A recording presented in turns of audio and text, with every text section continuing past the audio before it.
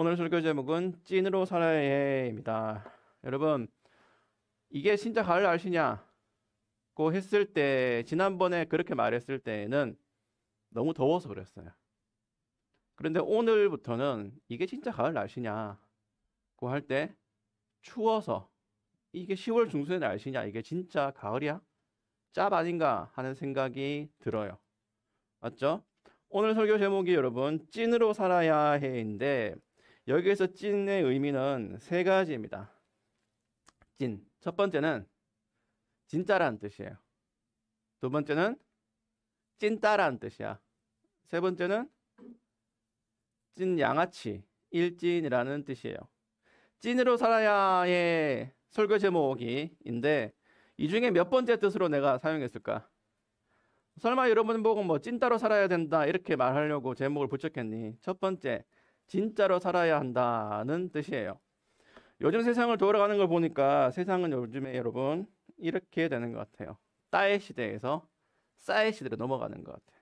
전에는 왕따, 은따, 찐따 같은 슬픈 아이들과 그게 아닌 아이들로 구분했어요. 따 당하는 아이들은 소수였고 따를 시키는 녀석들이 다수였어. 따의 원인과 전개, 원인과 전개, 원인과 결과를 따지자면 20권짜리 전집을 만들어도 부족할 정도니까 그게 누가 더 나쁘냐는 건 큰 의미가 없는 것 같아요. 하지만 따라는 폭력을 가하는 녀석들이 더 악한 건 사실이에요. 기분 나빠서 좀 멍청한 것 같아서 집이 가난하니까 딸을 시킨다. 그건 따 시킨 녀석들이 나쁜 거지. 그런데 예전에는 그랬는데 이제는 자기들끼리 놀아요. 아싸 아니면 인싸. 아웃사이더, 인사이드를 줄인 말이에요. 쉽게 말해서 주목받느냐 받지 못하느냐로 사람을 가르는 거야. 친화력, 외모, 능력 등으로 구분하기도 해요. 인사력을 올려주는 아이템은 없지만 방법은 가르쳐 준다고 유튜브에서 뻥을 많이 쳐요. 그런 거 없어. 본래 인싸인 사람이 인싸인 거예요. 심지어 인싸 중에 인싸, 핵인싸인 사람들이 아싸가 사는 법 브이로그를 찍어서 그렇게 하는 사람들을 속이는 아주 질 나쁜 사람들이 있어요. 얼굴이나 몸매가 좋은 사람들이 자기 외모를 뽐내면서 아싸는 오늘 혼자 밥 먹어요. 아싸는 우울해요. 이러는 거 있어, 여러분. 언더아머가 찐으로 올리는 남자들이 아싸, 나는 아싸야 하면서 운운하면서 이런 사진 막 올려주고 그러는 거예요. 다 거짓부렁이야. 인싸 아싸가 그래도 좀 긍정적인 건 따처럼 다른 사람들이 폭력을 휘두르는 게 아니라는 겁니다. 그냥 다 귀찮아서 내가 잠수 탄다. 그러면 아싸 되는 거예요. 그랬더니 아무도 찾지 않는다? 인스타 알림이 없다? 뭐 핵 아싸인 거지. 그런 상태에서도 멘탈에 데미지가 전혀 없으면 당신은 진정한 아싸라고 할 수가 있어요. 나는 생각하기에 인싸 아싸의 세계야말로 취존이 지배하는 영역이라고 생각해요. 누가 뭐래도 내가 편하면 인싸든 아싸든 무슨 상관이야. 혼밥이라도 맛있게 먹고 배부르면 되는 거지. 내가 여러분 인터넷에서 볼 때마다 빵 터지는 글이 있어요. 그게 뭐냐 하면 이겁니다. 선배도 학식 혼자 먹는구나. 내가 읽어볼게요. 앞에 앉아도 되죠. 평소 같은 과 남자 사이에 미친 듯이 인기 있는 평소에 한마디도 말 안 섞어본 여자 후배가 혼자 학식 먹고 있는 당신에게 식판을 들고 와 앞에 앉으며 저렇게 묻는다면 당신의 대답은 여러분 이거 답이 뭔지 알아요? 이게 무려 2018년도에 나온 유머인데 아직까지 나는 이걸 볼 때마다 웃고 있어요. 학식은 대학교에서 사 먹는 밥을 학식이라 그래요. 자, 그 학식을 이제 내가 혼자 먹고 있는데 정말 예쁜 후배가 와서 선배 앞에 앉아도 돼요? 라고 했을 때에 당신의 대답은 하니까 어떤 사람이 댓글로 이걸 적었어. 여긴 남자 화장실인데. 자, 요거 1초 만에 이해 안 되면 여러분 설명 들어가면 재미가 없어요. 설명 재미가 없어. 여긴 남자 화장실인데 내가 볼 때마다 팡 터지거든. 그 밑에 다른 사람이 댓글 이렇게 적었어. 이 사람 이미 사는 세계가 달라. 여러분 이게 아싸의 세계라고 나는 생각합니다. 사는 세계가 다르면 뭐 어때요? 아싸 세계관이 편하면 그냥 좋은 거야. 그러나 휴대폰 놓고 웬만하면 인싸그룹에 끼고 싶은 마음이 있을 거예요. 오프라인에서는 친구가, 온라인에서는 팔로워가 되도록 많으면 좋겠다고 생각하겠지. 누구하고든 잘 어울리면 좋겠다는 마음이 있을 거예요. 여러분, 아싸가 좋아요? 인싸가 좋아요? 개취는 어떨지 모르겠지만 그리스도인으로서 여러분은 인싸여야 할까? 아싸여야 할까? 그걸 위해서 오늘 여러분이 잘 아는 다윗이라는 사람을 데려왔어요. 우리 오늘 읽은 성경이 그거잖아. 사무엘서입니다. 사무엘서 넘어왔는데 사무엘상과 사무엘하를 합쳐서 보통 사무엘서라고 불러요. 우리가 구약 성경 갈 길이 멀기 때문에 오늘 방대한 사무엘서를 다 살펴볼 거예요. 오늘 사무엘서의 주된 내용은 다윗을 중심으로 전개됩니다. 위대한 왕 다윗, 누구나 다 아는 다윗. 그런데 왜 사무엘이라는 사람의 이름을 따서 사무엘서라고 부를까? 배경 설명을 위해서 여러분이 지금 전에 살펴봤던 사사기와 룻기를 떠올려보자. 사사기를 대표하는 구절이 뭐예요? 사사기를 대표하는 구절. 사사기를 대표하는 구절은 이겁니다. 읽어보자. 시작. 그때에 이스라엘에 왕이 없으므로 사람이 각기 자기 소견에 옳은 대로 행하였더라. 아멘. 그러면 사사기 그 다음에 똑같은 사사기 배경이지만 룻기라고 따로 떼어놓는 그 성경의 대표적인 구절이 뭐예요? 자, 읽어보자. 시작. 그들이 보리 추수 시작할 때에 미안합니다. 자, 읽어보자. 시작. 나오미가 모압 지방에서 그의 며느리 모압 여인 룻과 함께 돌아왔는데 그들이 보리 추수 시작할 때에 베들레헴에 이르렀더라. 아멘. 룻기 뒤에 여러분 기업 물을 자라는 중요한 개념이 나오긴 하지만은 사사 시대를 끝내는 건 하나님의 은혜라는 점에서 보리 추수가 중요하다고 생각해요. 왕이 없던 시대, 그리고 언약을 어긴 이스라엘에 흉년이라는 저주가 임하는데 그 시대가 굉장히 우울한 시대라고 했어요. 사무엘서는 그 우울한 사사기 시즌 3라고 생각하면 됩니다. 사무엘은 이스라엘의 마지막 사사이면서 첫 번째 선지자였어요. 사사가 경찰관 이미지라면 선지자는 대학 교수님 이미지야. 사사가 적군을 후드려 패면서 가르치는 사람이라면 선지자는 말로 이스라엘에게 돌직구를 날리는 사람이에요. 조곤조곤 갈궈. 그러면서 하나님의 뜻을 머리에 새겨주는 일을 해요. 말로 두들겨 패. 그게 선지자입니다. 그렇다고 말만 잘했냐? 아니에요. 권위도 엄청났어요. 사무엘서가 다윗을 중심으로 하는 이야기인데 왜 다윗서가 아니라 사무엘서인가 하면 사무엘이 선지자로서 왕을 임명하고 탄핵하는 중요한 임무를 띄었기 때문이에요. 대한민국에서 대통령을 탄핵하려면 국회에서 표결하고 헌법재판소에서 소추합니다. 과정이 복잡해요. 그런데 사무엘 선지자는 하나님께 여쭙고 결정 나면 끝이에요. 그냥 왕 물러나 이렇게 하면 되는 겁니다. 사무엘이 없이 이스라엘의 왕정 시대를 열지 못했어요. 사무엘 이후 이스라엘에서 선지자는 그렇게 중요한 사람이었어. 하나님의 말씀을 등에 업었기 때문에 누구보다 존귀하고 위험 있는 존재였어요. 오늘 본문은 그 사무엘 선지자가 어떻게 왕을 임명하느냐에 관한 내용이에요.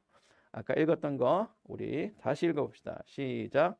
이스라엘 모든 장로가 모여 라마에 있는 사무엘에게 나아가서 그에게 이르되 보소서 당신은 늙고 당신의 아들들은 당신의 행위를 따르지 아니하니 모든 나라와 같이 우리에게 왕을 세워 우리를 다스리게 하소서 한지라. 아멘. 선지자는 기본적으로 하나님의 말씀을 가르치는 사람이에요. 말씀이 있다는 건 하나님이 왕으로서 다스리신다는 뜻이야. 사사시대의 이스라엘에는 인간 왕이 없었을 뿐이지 아예 왕이 존재하지 않은 건 아니었어요. 이스라엘의 장로들이 하는 말이 그래서 더 충격적이야. 이스라엘의 민심은 지금 하나님을 떠나려고 해요. 하나님이 평소에 우리에게 도움이 안 되는 분이라고 생각했어요. 그냥 귀찮은 거예요, 하나님이. 외국처럼 눈에 보이는 왕이 있으면 좋겠다고 생각했어요. 지난 금요일 큐티 영상에서 내가 말했어요. 사람은 불안하면 보이지 않는 하나님보다 보이는 뭔가를 더 신뢰합니다. 안정감을 준다면 보이는 악마도 섬기려고 해요. 이스라엘도 인간 왕이라는 우상을 섬기려고 사무엘에게 요구했어요. 사무엘이 멘붕이 되어서 하나님께 기도했어. 하나님 어떻게 할까요? 답을 받아서 다시 말해줬는데 과정이 충격적이에요. 하나님은 이스라엘의 심리 상태를 아주 잘 알고 계세요. 이렇게 말씀하셨지. 사무엘 8장 7절에 같이 읽어볼까요? 시작. 여호와께서 사무엘에게 이르시되 백성이 내게 한 말을 다 들으라. 이는 그들이 너를 버림이 아니요 나를 버려 자기들의 왕이 되지 못하게 함이니라. 아멘. 여기서 끝나면 되는데 여러분 하나 경고를 더합니다. 굉장히 싼 경고를 하는데요. 이거예요. 시작. 그날에 너희는 너희가 택한 왕으로 말미암아 부르짖되 그날에 여호와께서 너희에게 응답하지 아니하시리라 하니. 아멘. 네, 이스라엘이 왕이신 하나님을 버렸으니까 인간 왕 때문에 죽겠다고 소리 질러도 하나님이 대답하지 않으실 거라고 경고했는데도 고집을 꺾지 않아요. 마음속에 이 사람들 마음속에 이미 하나님이 없어. 그래서 최후에 이렇게 대답합니다. 시작. 백성이 사무엘의 말 듣기를 거절하여 이르되 아니로소이다. 우리도 왕이 있어야 하리니 우리도 다른 나라들 같이 되어 우리의 왕이 우리를 다스리며 우리 앞에 나가서 우리의 싸움을 싸워야 할 것이니이다 하는지라. 아멘. 최후의 선을 넘었어요. 하나님은 이따위로 죄 지으려고 할 때에 끝까지 사정사정하면서 붙드는 분이 아닙니다. 하나님은요 경고하시고 그 후에는 니들 마음대로 찢고 까불어라 하시면서 놔두세요. 방치하시는 거야. 우리한테도 그러세요. 마음껏 죄 지을 때마다 딱밤이라고 한 대 때려주시면 경각심이라도 있을 텐데 하나님은 우리가 죄 지을 때 내버려 두십니다. 그리고 그 죄의 결과를 내가 책임지게 하세요. 찐으로 살기 위해서 이런 생각을 먼저 버려야 됩니다. 도둑질 하나님 안 막으셔. 그런데 여러분 잡혀서 재판받는 건 내 책임이에요. 거짓말 혀를 비틀어 버리시거나 코가 길어지게 하지 않으세요. 얼마든지 나대게 하셔. 그 결과로 내가 양치기 소년이 되든 말든 그게 내 책임인 거예요. 더 심한 죄, 살인이나 위조지폐 제작이나 뭐 등등 그런 죄까지 그리스도인으로서 경건하게 살지 않는 것, 말씀을 떠나서 사는 것, 하나님 외에 다른 것을 왕으로 삼는 것까지 분명히 경고하셨는데도 그리스도인이 아닌 것처럼 살려고 할 때 자유롭게 하시는 거야. 그렇게 살다가 여러분 다시 하나님의 음성을 듣게 되기까지 시간이 많이 걸립니다. 하나님이 사무엘을 통해서 어떻게 경고하셨어요? 왕, 그래 너희들이 원하는 대로 그 인간왕 우상을 원하니까 너희한테 줄게. 그러나 그 왕 때문에 힘들더라도 너희의 책임이니까 그때는 내가 너희의 목소리를 듣지 않겠다고 경고하셨는데 백성들이 아니요 괜찮습니다. 하나님 필요 없고요. 인간 왕만 있으면 돼라고 선택한 거예요. 그 사람들이. 사람은 다 그래요. 내 죄의 결과를 몸으로 겪어봐야 후회합니다. 사사시대가 왜 우울한가? 죄를 지어서 우울한 게 아니라 죄의 결과를 뼈저리게 경험하고 있는데 내 탓인 줄 몰라서 우울한 거예요. 두들겨 맞으면서도 아이고 아파 아이고 아파 내가 왜 맞지? 그래 이런 나를 구해주시지 않는 하나님이 나쁜 거야 라고 하는 사고방식이어서 우울한 거예요. 그럴 때 사람은 하나님을 찾기보다 우상을 선택하길 즐겨해요. 이스라엘이 선택한 그 욕망의 결과로 탄생한 존재가 초대 왕인 사울입니다. 처음엔 좋았어요. 사울은요 키도 크고 잘생겼대. 태어날 때부터 금수저인지는 모르겠지만 인싸 배지는 물고 태어났어. 피지컬이 완벽해요. 성격도 얼마나 좋은지 겸손해요. 사람들이 열광에 세울 세울 세울 막 이러니까 부끄러워서 피하기까지 했대요. 얼마나 멋진 사람이야. 왕이 되고 나서 한 2년 동안 그럭저럭 정치도 잘했어요. 이스라엘이 요구대로 앞장서 나가서 싸우고 전쟁에서 승리하기도 했어요. 그런데 결정적으로 탄핵되었어요. 탄핵된 원인이 있어요. 하나님의 말씀에 불순종한 거야. 사무엘 선지자는 정치인이지는 않지만 왕이 하나님의 말씀을 떠나려고 할 때마다 핵직구를 몸쪽 안쪽 꽉 차게 날려줬어. 네가 비록 인간 왕이지만 진짜 왕이신 하나님의 말씀에 순종하는 게 우선이라는 그 말씀을 전했어요. 그럼에도 사울은요, 처음에 겸손함은 사라지고 자꾸 오만방자하게 행동했어. 사람을 알로 보고 세상이 자기 것인 마냥 굴었어요. 결국 사무엘 선지자가 말한 대로 순종하지 않고 이런 꾸중을 들었어요. 읽어봅시다. 시작. 사무엘이 이르되 여호와께서 번제와 다른 제사를 그의 목소리를 청종하는 것을 좋아하심같이 좋아하시겠나이까. 순종이 제사보다 낫고 듣는 것이 순양의 기름보다 나으니 이는 거역하는 것은 점치는 죄와 같고 완고한 것은 사신 우상에게 절하는 죄와 같음이라.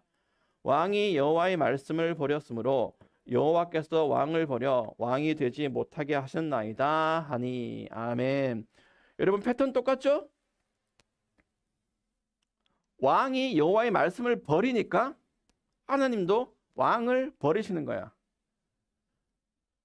하나님 말씀에 거역하는 걸 뭐하고 똑같다고 한다고? 점치는 것 그리고 우상에게 절하는 것과 똑같다고 사무엘 선지자가 평가합니다.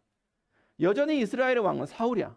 그러나 사무엘은 그렇게 말씀을 버려서 하나님께 버림받은 사울을 그대로 두고 아사 시절에 다윗을 찾아갑니다. 정확하게는 다윗의 집을, 선지자가 찾아갔으니까 집안 잔치 분위기겠죠. 다윗 아빠가 자기 아들들을 자랑하려고 쭉 줄을 세웠어요. 그런데 다윗은 그 시간에 산에서 양이나 치고 있었어요. 이 시기에 다윗은 아무도 주목하지 않는 아사였어요. 내가 전에 다윗을 설교하면서 힘숨 찐이 되지 말고 힘숨 주가 되라고 써요. 무슨 뜻이야?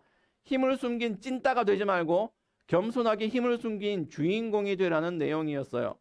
다윗은 8형제 중 막내 청소년이었어요. 아들만 우글거리는 집안에서 막내 남동생은 존재감이 없어요. 귀여워하기는커녕 이유 없이 미워하는 분위기였어. 어릴 때부터 그런 가정에서 산 다윗의 멘탈은 어땠을까? 신기하게도 외롭지 않았어요. 다윗이야말로 자발적 핵 아싸의 경지에 다다른 존재였어요. 다윗은 하나님과 함께 했다고 합니다. 지팡이와 막대기로 곰이나 늑대를 쳐 죽이는 환경에서도 큐티했어.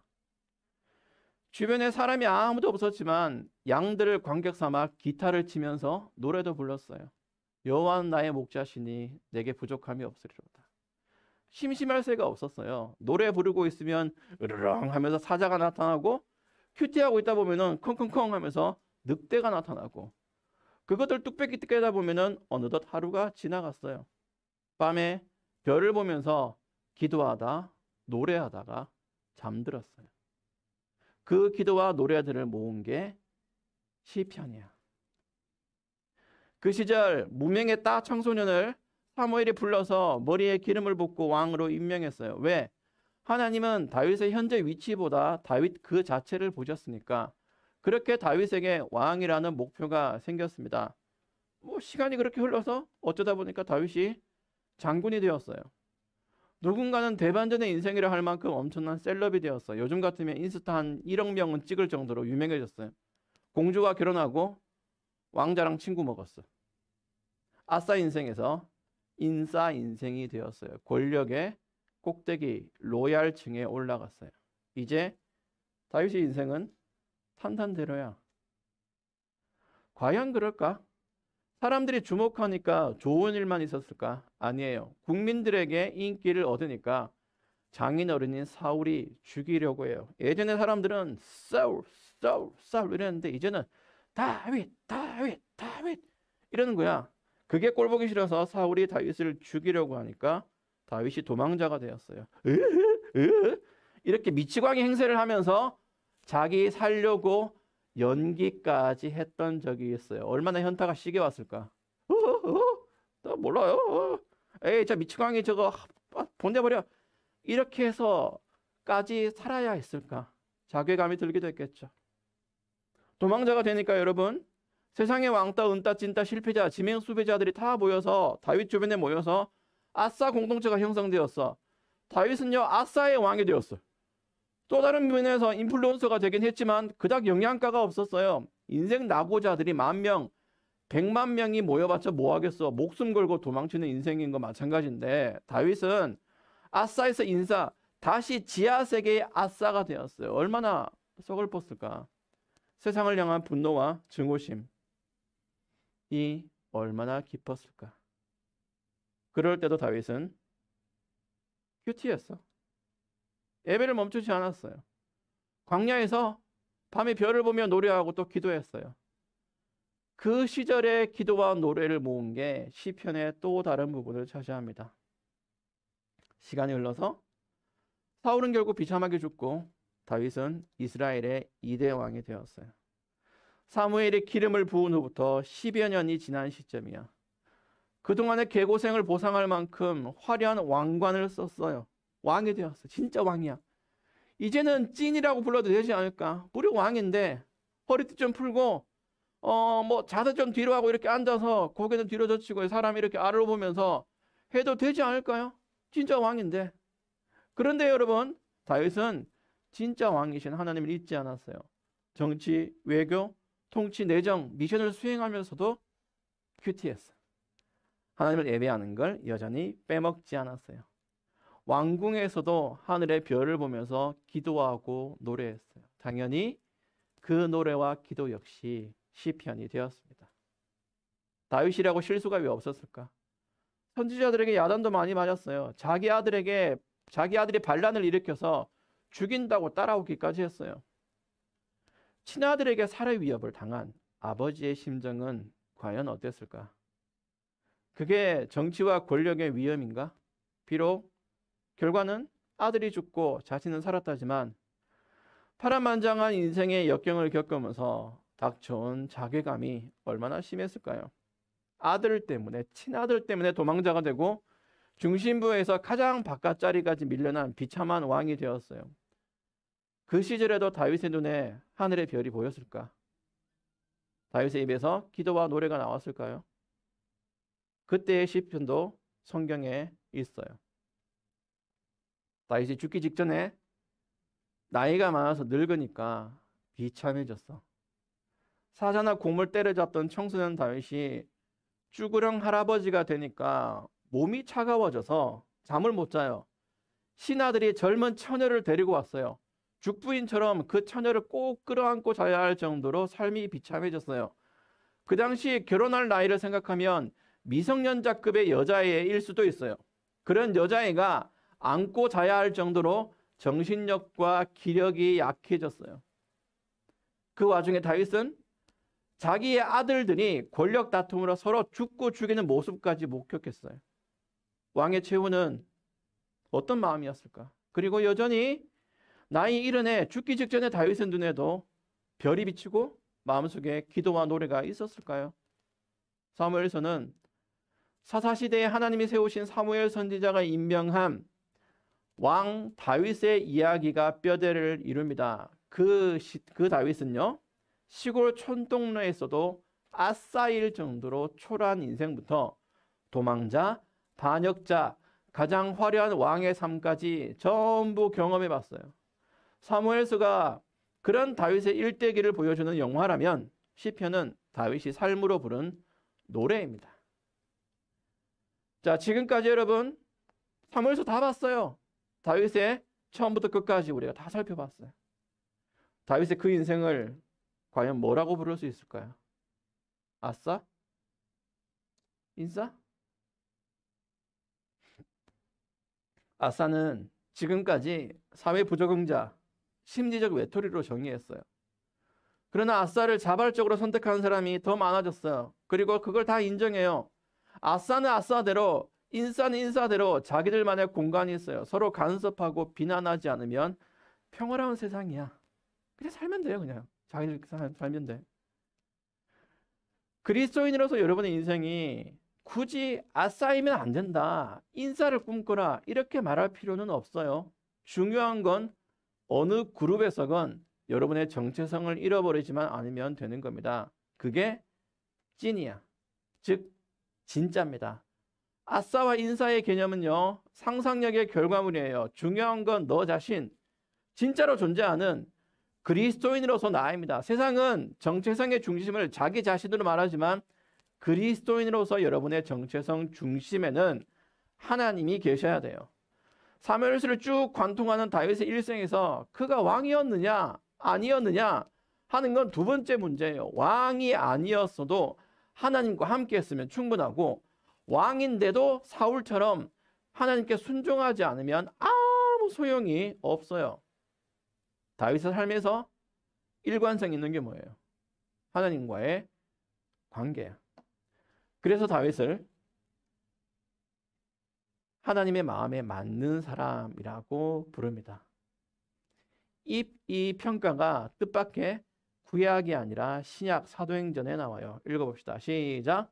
그 후에 그들이 왕을 구하거늘 하나님이 베냐민 지파 사람 기스의 아들 사울을 40년간 주셨다가 패하시고 다윗을 왕으로 세우시고 증언하여 이르시되 내가 이새의 아들 다윗을 만나니 내 마음에 맞는 사람이라 내 뜻을 다 이루리라 하시더니. 아멘. 다윗이 하나님의 마음에 맞는 사람이라고 인정받는 때는 8형제의 막내로서 산에서 양치면서 혼자 놀다가 소일거리로 곰이나 늑대를 때려 죽일 그때입니다.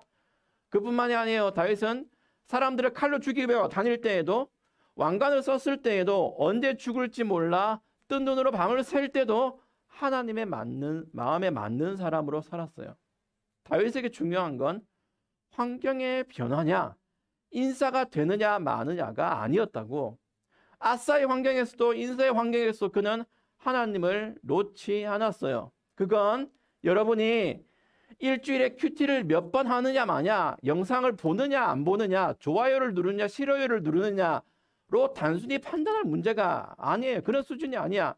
아직 3분의 1도 채 살지 않은 여러분의 인생, 남은 인생 전부를 쏟아부어서 집중하고 또 집중할 건 그 기간 동안 얼마나 하나님을 생각하느냐, 내 인생의 주인으로 인정하느냐, 삶의 순간순간마다 보이는 우상보다 보이지 않는 하나님을 더 신뢰하느냐 마느냐로 결정되는 거예요. 찐으로 산다는 건 진짜 신앙을 품고 사는 거야. 반대는 짭으로 사는 건데 가짜 신앙으로 흉내만 내면서 사는 거예요. 내가 청소년일 때 SFC 선배들이 내 마음에 심어준 멋진 문구가 있어요. 그게 뭐냐 하면 여러분 이겁니다. 읽어볼까요? 내 삶의 전 영역에서 그리스도를 주라 시인하기까지. 그게 하나님의 마음에 맞는 사람의 마음가짐입니다. 그 마음이 유지될 때 인싸든 아싸든 따든 무슨 상관이야. 심지어 여러분이 학교에서 지금 심각한 학교 폭력에 시달린다고 하더라도 상관없어요. 다윗같이 대박나는 왕의 인생이 펼쳐지지는 않을지라도 분명히 하나님의 뜻은 언젠가 여러분의 그 삶을 통해 완성될 겁니다. 그걸 확신하고 꾸준히 신앙생활을 유지하는 게 그리스도인의 삶이에요. 그게 찐으로 사는 인생이야. 그러면 여러분도 자기 노래와 기도로 자기만의 시편을 만들어 나갈 수 있어요. 여러분의 인생으로, 삶으로, 여러분의 삶의 전 영역에서 그 노래를 완성해 가기를 바랍니다. 아멘. 기도합시다. 아버지 하나님, 오늘도 말씀을 가르쳐 주셔서 감사합니다. 저희가 읽고 들은 말씀이 저희의 머리만 아니라 인생의 삶에 들어올 수 있도록 도와주세요. 예수님의 이름으로 기도